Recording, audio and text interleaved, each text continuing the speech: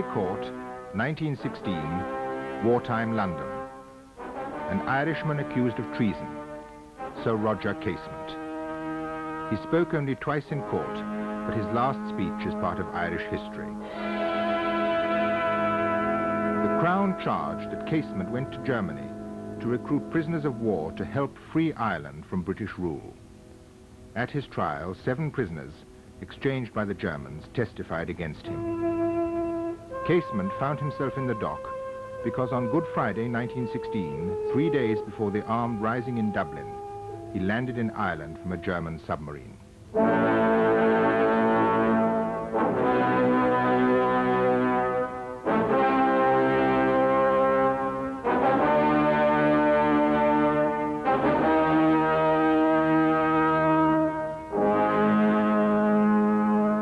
Arrested soon after landing, Casement spent Friday night under guard in Tralee. On Easter Saturday, he was moved to Dublin and was stripped and searched here in Arbor Hill Detention Barracks. On Easter Sunday, he was in London and was interrogated at Scotland Yard.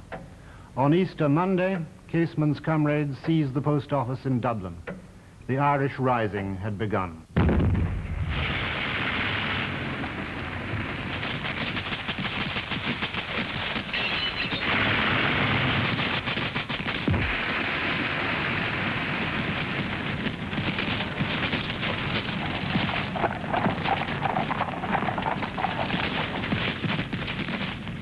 They raised the flag of independence above the post office, and Patrick Pearse read the proclamation of the Irish Republic.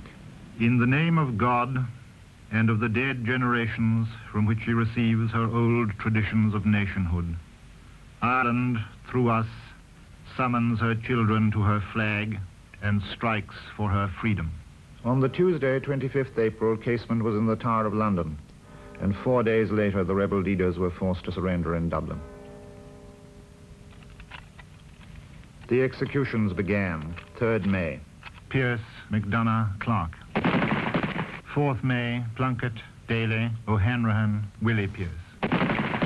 5th May, John McBride. While his comrades were being killed, Casement was under close confinement. A prey to the most distracting thoughts a man ever endured, and of sorrow for what I knew to be taking place in Ireland. 8th May, Kent, Colbert, Houston, Malin.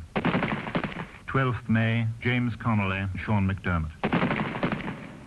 It was the last day of the executions. On that day, Prime Minister Asquith came to Ireland, that most perplexing and damnable country, as he called it. To England, now feeling the pressures of total war with Germany, the Irish Rising was a minor episode and closed. Casement's name was linked with Germany rather than with Ireland. His trial had not yet begun, but the London newspapers had already handed down their verdict. The High Court was presided over by the Lord Chief Justice of England, Rufus Isaacs, Viscount Reading. He sat with 2 other judges and a London jury drawn from Willesden, Hackney, Palmer's Green, Wandsworth, Ealing and Chelsea. The defense was led by Sergeant A.M. Sullivan, one of those Irishmen who were regarded in England as respectable and moderate nationalists. For him, the defense of Casement was a painful and perplexing task. The Attorney General, Sir Frederick Smith, later Lord Birkenhead, led for the Crown. He was a man of formidable ability, then at the height of his powers.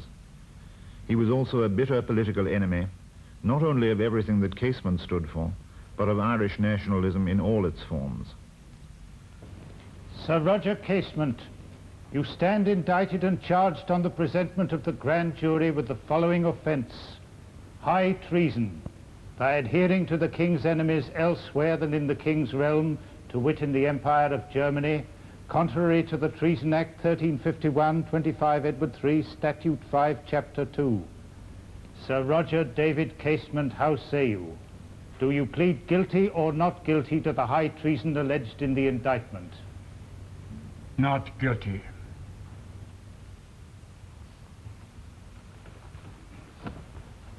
My lords, gentlemen of the jury, I appear with my learned friends on behalf of the Crown to support the charge of high treason without the realm against the prisoner at the bar.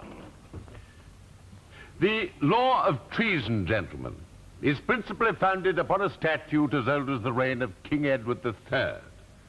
Treason is the doing or designing anything which would lead to the death, bodily harm, or restraint of the king, levying war against him within the realm, or adhering to his enemies within or without the realm.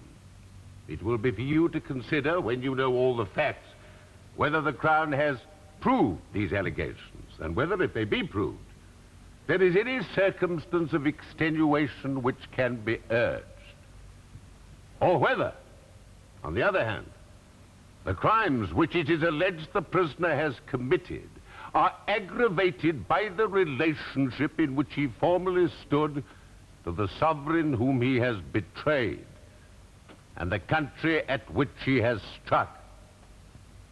It is therefore desirable that you should hear in some detail what has been the career of the prisoner.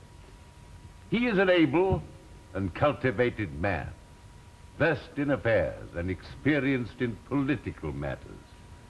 He was not, as you will hear, a lifelong rebel against England and all that England stood for, as others well known in Irish history have been. Let me inform you, as briefly as I can, of the principal stages of a career which has not been without public distinction and which was directed, it may be remembered even now, to his credit, not to the destruction of the power of this great empire, but to its consolidation and development. He was employed on special service at Cape Town during the war in South Africa from 1899 to 1900. And he received, when hostilities ended, the Queen's South African Medal. He did not refuse this decoration for assistance rendered to England during this war, although it was a war of which many Irishmen profoundly disapproved. We may therefore perhaps reasonably assume that at the age of 36, the crimes and delinquencies of this empire had not attracted his attention, or at least had not conquered his intelligence. These things had engaged Casement's attention. His investigation in 1903 into the brutal exploitation of the natives of the Congo by the government of Leopold II, King of the Belgians,